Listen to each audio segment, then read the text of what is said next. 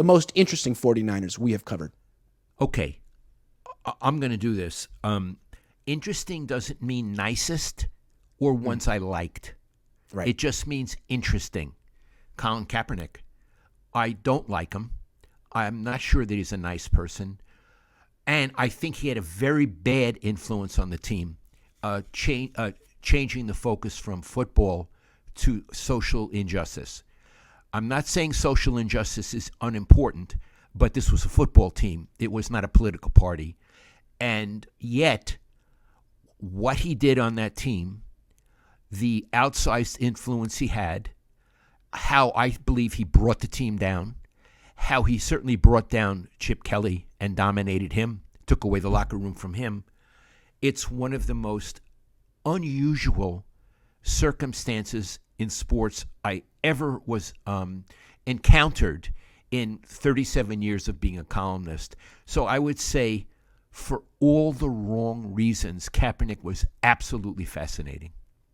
He was interesting to me in different ways. Like, to me, you could argue that his cause is 100% noble and that his impact on the world has been positive as a humanitarian and philanthropist. But we knew him before then. We covered him before he had this growth or awakening and decided what was really important to him. We covered him when he was a quarterback and he was young and he was a celebrity, and he was not nice. He was not nice to not just us, but just like random people, cameramen, just random everyday people. He was not nice. So I think that's kind of interesting. A lot of times the most philanthropic people in the world are not the meanest, but I wouldn't say he was necessarily, maybe he was at times. He was kind of mean, can be mean. It's kind of strange. Certain kinds of people love mankind in general, but don't like people. That's what I would say. Yeah. The other thing that was interesting about him was his press conferences. He was so combative, and what he would like to do is say nothing and respond in the fewest words possible. So you and him had some very, very interesting interactions in press conferences where I think when he was going down, he threw an interception on the first play against the Raiders in the Oakland Coliseum. If you remember that game, he threw a pick on the first play, lost to the Raiders. After the game, you said, "Colin, what happened on that first play where you?" And he said, "Yeah, I threw an interception." He said, "Yeah, we saw that. Oh man, that was run on Sports Center over and over. Yeah, we saw that." It was? Yeah. Yeah, I mean, there were some very interesting moments with Colin Kaepernick at press conferences because of how standoffish he was. Yeah, I remember Eric Branch, God love him, once counted the number of words in a post-game press conference, the number of words in the questions, and the number of words in Colin's answers, and the questions had more words than his answers. I think he maybe even published it, Iggy. Oh, he did it all the time. He did, and I have to give kudos to Eric Branch. It's a scream, and it showed what a jerk. What a jerk. I don't know why he was such a jerk, man. And then you look at a guy like Trey Lance, not a jerk. Brock Purdy, not a jerk. Jimmy Garoppolo, not a jerk. Like Alex Smith, not a jerk. Why did you have to be a jerk? Because it's clearly there's a good person there. You do good things. You've now rededicated your life to really helping people who need help. Great. Why were you mean to that one cameraman that one time who was just doing his job? You know what I mean? I don't understand that. But he was a kid. People grow up. I don't understand. But here's what I want to say. Yeah. He was so crummy to the media, me included. I don't like him. Now, if we were to meet under other circumstances and he were to be a nice person, a grown-up, I would be open-minded. But my feeling about him now is I don't ever want to see his face. I don't think I will. Other people were interesting. Well, Kyle Shanahan, to me, it might be the most interesting person I've ever covered. And I feel like the relationship we have is almost like Howard Cosell and Muhammad Ali. You know, I like to be although he's not a champion like Ali, but I like to be the no to Kyle Shanahan's yes. It's kind of fun. Well, if you're going to bring in coaches, I would have to say Bill Walsh. Quite interesting. Bill Walsh I didn't cover is the most talented coach or manager from any team in the Bay Area, any sport that I've ever covered, the most brilliant, the most intriguing personality. And although Bill and I sometimes didn't get along, I would use the word, it was an honor to cover him. Yeah. And you know what, Iggy? It was an honor to cover his life and his death. He allowed me and Ira Miller inside and to cover his death. He died with the dignity that I hope I have someday, and he was very honest, affectionate around that whole event. But I just want to point out, Bill Walsh never lost a Super Bowl, and he never lost a bowl game in college. Never. He was his batting average was 1,000. He is by far the most interesting, and I would have to say I would put him maybe on my list of favorite people too. Again, in many ways he was not nice, but he allowed me so far in that I deeply appreciate that. And I guess my Bill Walsh would be Robert Saleh. I mean, Robert Saleh reached out to me when I first started doing Periscopes. 2018, he came up to me at a training camp and said, "Grant, I watch your Periscopes every day after practice. They're really good, really good. But sometimes you don't know what you're talking about. If you want to know what's going on, why don't you give me a call? Just call me up." It was so nice, and I was like, "Is this guy serious?" Like he changed my career, changed my life. Called me after my mom passed away. Most interesting and my favorite, one of my favorites, Robert Saleh. I've never met him, and he's one of my favorites. Yeah, I'll tell you somebody else who is interesting to cover. Again, offensive lineman, Bubba Paris. Bubba Paris is very bright, and he's a bit, I'm going to say, and I'm going to use this as praise, he's a bit of a bullshitter, but you know, he knows that he's doing it, and he knows you know you're doing it, and you're getting a giggle out of it. Yeah. And I always had fun with Bubba. I think he's the sweetest guy. Again, whenever I would talk to him, he would make me laugh, and I would make him laugh. And it was an honor. He was eccentric. He used to drive Bill Walsh crazy because he never could make the weight that Bill wanted him to make. And now probably he'd be small for the position, Iggy, you know? Yeah. But I would have to say, when I think about Niners, I think about Bubba very fondly. Anthony Davis. Me and him got into it. And he didn't stay in the league that long. I mean, he was one of the best right tackles in the league. He got paid and then pretty much quit, which is interesting. And I don't think he liked doing the media. There was a lot of things in life I don't think he really liked. Me and him got into it, but we got over it. We made up, and we always would smile at each other. And it seemed like a guy who didn't necessarily enjoy the process in the life, me and him had this moment, and we got along. So I always thought he was very interesting. I'm not saying he's my favorite, but Anthony Davis was one of the most interesting players I ever met. And very intelligent. Very intelligent. Yes, absolutely. And got out of it. Didn't want to get a bunch of concussions. He was interesting. And Iggy, we've talked again. Sometimes when you have conflict with athletes, it leads to not friendship. You're not friends, but it leads to understanding and acceptance. Will Clark and I, when he was with the Giants, we at first didn't get along at all.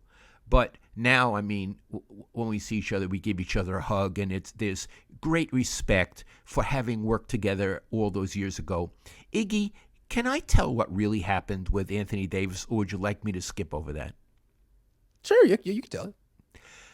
You had written, because you were writing for the PD, that he screeched like a girl? No, I didn't say that. I said, touchdown, he squealed. That's touchdown, he squealed. He did have a bit of a high-pitched voice, kind of like Mike Tyson. So I said, touchdown, he squealed. But that was it. Okay, what happened then? Someone complained that you wrote that? Oh, I posted it within 3 hours. He was on Twitter being like, this is unprofessional. How does this guy get a credential? And then he did a hashtag stop Cohn.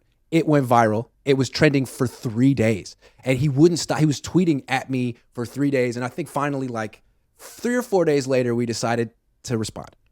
Okay, and it was my idea, and I got Iggy in trouble. Iggy, wasn't the PR guy pissed at you too? The head PR guy? Yes. For the Niners? I think what happened was I walked up to Anthony Davis during practice to try to squash it and be like, Anthony, man, you're not mad at me. Like, there's nothing happened. And we talked about it. We didn't squash it really. And I think I broke, you're not supposed to talk to players during practice. And I think the team wanted to use that against me as like a way to get me out.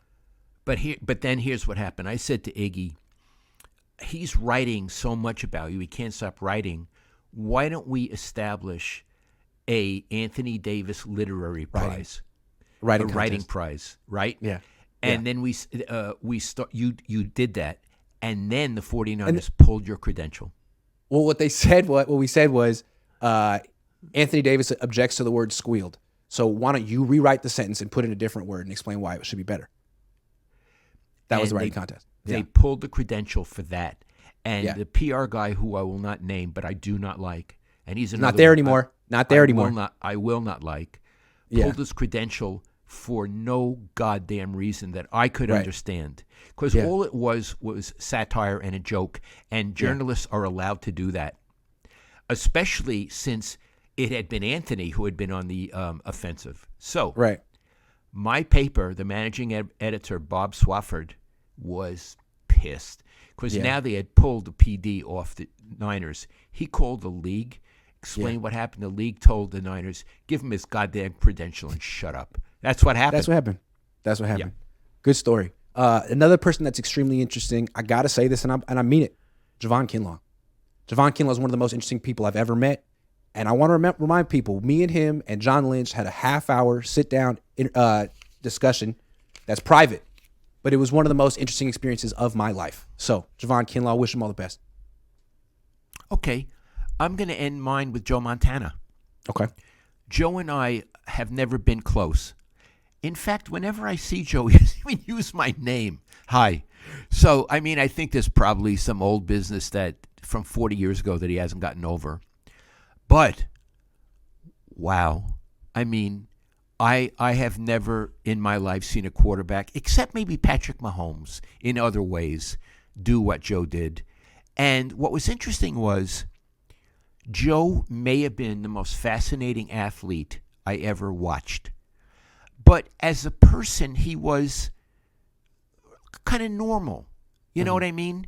He didn't act like the great quarterback. He didn't even ask you to treat him that way. He again had two personalities, the most exciting quarterback I ever covered, and this rather normal person. And I always found that combination fascinating to cover.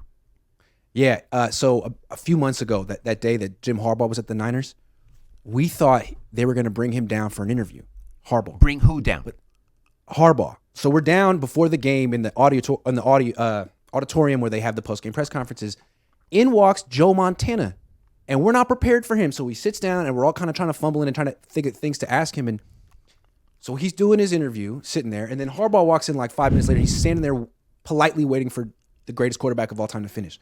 But, I mean, with Harbaugh and Montana in the same room, and there's no question who had more presence. I mean, Harbaugh's like 6'4", and he looks like he's 7 feet tall, and Joe Montana's just like receding into the wallpaper. There's no press. It was amazing. It's like, wow. The greatest quarterback of all time. And everyone's like, as you wrap it up, Joe, we kind of want to talk to Jim now. It was amazing. No kidding. That's what it felt like. That's great. That's what it felt like. It's like, wow. Wow. That's Joe Montana. And it's like, all right, that's enough. That's enough, Joe. Thank you. Whoa. That's so interesting. Very wow. Interesting. Yeah. Trying to think of other interesting players that we covered. Those are some good ones. Oh, Trent Baalke was fascinating. Trent Baalke's one of the most interesting people I've ever, and he's doing a pretty good job with Jacksonville, but man, the way he would line up the recorders on his desk, that was a little, so, he would do a press conference, and the way it worked 10 years ago is everyone had a little recorder, and they would just throw them on someone's desk to get the audio. He would line them up. And he would be sitting at the head of a room on a podium behind the desk. Yeah, he'd be lining up. It's like, wow, that is unnecessary. And then how arrogant he was early on, and then when things were going bad, all of a sudden he was talking to you, come up to you. How you doing, Grant? How you doing? Lowell's like, he was your best friend. You want to talk to me? Yeah. Wow.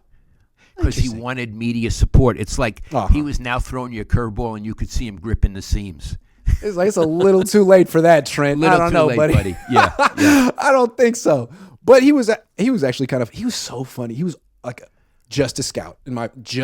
One time he took us out, the media, to Michael Mina, which is around the corner from the media room, and he paid for us to get burgers at the place. And I was sitting next to him, and I told him, I ran track in high school. I actually ran a 40 time one time.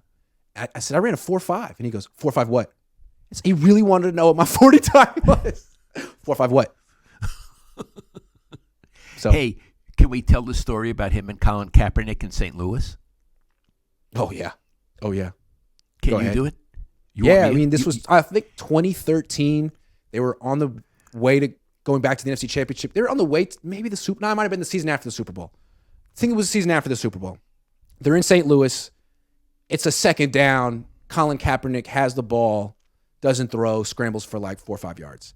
During the play, Trent Baalke, who's sitting behind me, I didn't even know it, stands up, slams his fists on the table mid-play and says, "Throw the damn ball!" Right. And as loud as he could in front of all the reporters. Right. Now, it was like, so you want us to write this? Okay, so we're all going to write this. Throw the damn ball. It was amazing. Couldn't believe it. Never seen anything like And it told you what he thought of Kaepernick as a quarterback. It just wasn't that one play. Obviously, he thought he's not decisive. He's not doing his reads. He's not throwing he's just running around. And remember, Iggy, they were near their own goal line. It's true. That's right. Now, I don't think he could do any better. I think that was Jim's guy. And Trent tried to bring in alternatives. You bring in Blaine Gabbert. He brought in Christian Ponder. Okay. But he was clearly not a fan of Colin Kaepernick, especially in like 2013. And that means he wasn't a fan of Harbaugh. Oh, we know that. Yeah. But that was a clear indication right there. Like, can you imagine what Harbaugh would have done if he'd known that? I mean, if Harbaugh was in the room, he might have punched Trent Baalke. That's right. He might have punched him in the face. Yeah. Anyway, that was very interesting. Très intéressant.